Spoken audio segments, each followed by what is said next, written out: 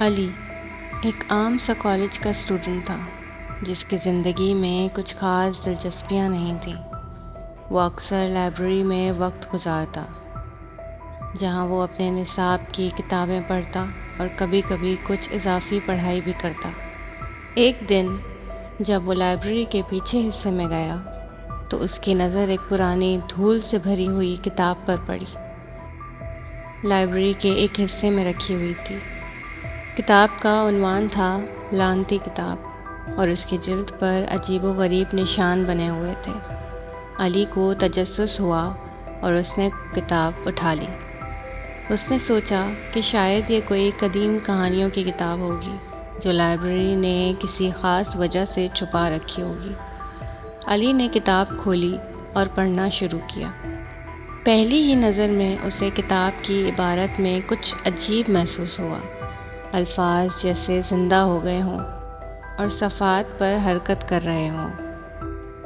علی کو ہلکی سی سرد لہر نے چھو لیا، مگر اس نے اسے نظر انداز کیا اور پڑھنا جاری رکھا۔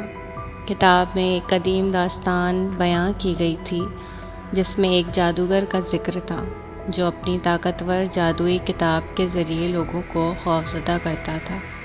اس جادوگر کو ایک دن چند بہادر نوجوانوں نے شکست دی اور اس کی کتاب کو ایک مخصوص عمل کے ذریعے سیل کر دیا۔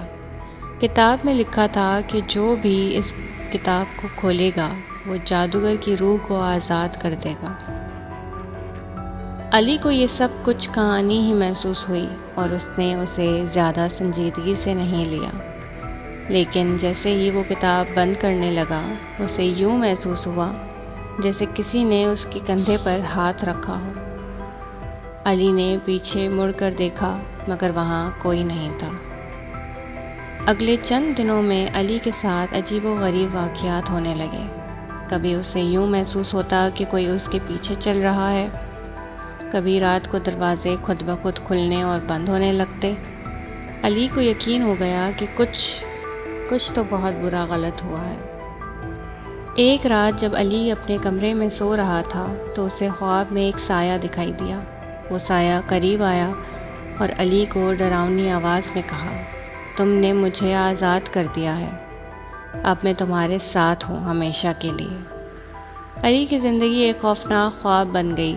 وہ ہر وقت ڈرا سہما رہتا اور اسے لگتا کہ کوئی اس کی ہر حرکت پر نظر رکھ رہا ہے۔ کالج میں اس کے دوستوں نے بھی اس کی حالت میں تبدیلی محسوس کی، مگر علی کسی کو کچھ بتانے سے قاصر تھا۔ ایک دن علی کی ملاقات ایک پراسرار شخص سے ہوئی جو اسے لائبریری کے ممنوع حصے میں ملا۔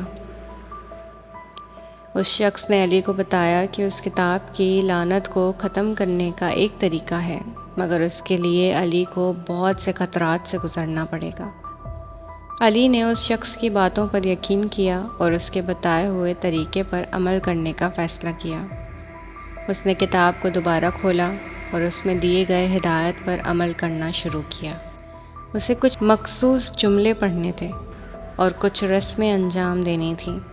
علی نے رسمیں شروع کی، مگر ہر قدم پر اسے خوفناک تجربات کا سامنا کرنا پڑا۔ کبھی دیواروں سے خون بہنے لگتا، کبھی کمرے میں عجیب و غریب آوازیں گونجنے لگتی۔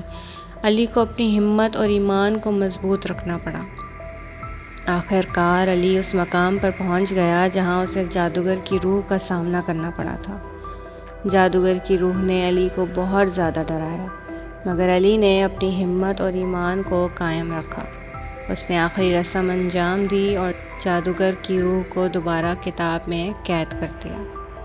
علی نے کتاب کو لائبریری کے ممنوع حصے میں واپس رکھ دیا اور اس بات کا عہد کیا کہ وہ کبھی دوبارہ ایسی کتاب کو ہاتھ نہیں لگائے گا۔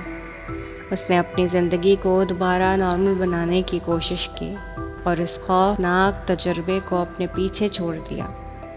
علی کے اس واقعے سے ہمیں یہ سبق ملتا ہے کہ کچھ چیزیں ایسی ہوتی ہیں جنہیں چھیڑنا ہمارے لیے نقصان دہ ہو سکتا ہے۔ ہمیں ہمیشہ اپنے تجسس کو قابو میں رکھنا چاہیے اور ان چیزوں سے دور رہنا چاہیے جن کے بارے میں ہمیں علم نہیں ہوتا۔ یہ کہانی ہمیں یاد دلاتی ہے کہ دنیا میں کچھ ایسی چیزیں بھی موجود ہیں جنہیں سمجھنا اور ان سے دور رہنا ہی بہتر ہوتا ہے۔ علی کی یہ داستان ہمیں اس بات کا سبق دیتی ہے کہ ہمیں ہمیشہ محتاط رہنا چاہیے اور ایسی چیزوں سے دور رہنا چاہیے جن کے بارے میں ہمیں علم نہیں ہوتا۔ تو ویورز، کیسی لگی آپ کو آج کی سٹوری؟ آئی ہوپ کہ آپ کو پسند آئی ہوگی۔ اگر آپ کو پسند آئی ہے تو لائک کریں، شیئر کریں، کامنٹ کر کے بتائیں کہ اور کس ٹاپک پر اور کس طرح کی سٹوریز آپ سننا چاہتے ہیں۔